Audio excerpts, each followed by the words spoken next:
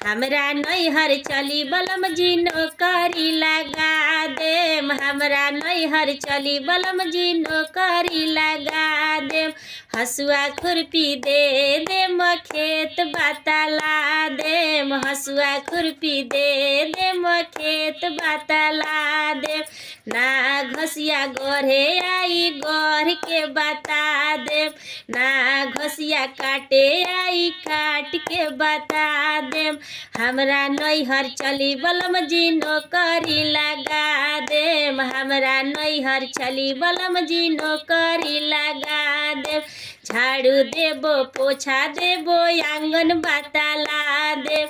झाड़ू देबो पोछा देबो आंगन बतला देम। ना पोछा मारे आई मार के बता देम।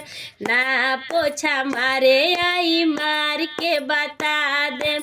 हमरा नैहर चली बलम जी नौकरी लगा देम। हमरा नैहर चली बलम जी नौकरी लगा देम।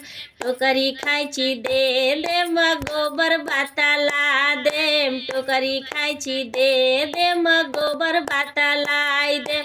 ना गोबरा पाथे आई पाथ के बता देम। ना गोबरा पाथे आई पाथ के बता देम। हमरा नैहर चली बलमुआ नौकरी लगा देम। हमरा नैहर चली बलमुआ नौकरी लगा देम।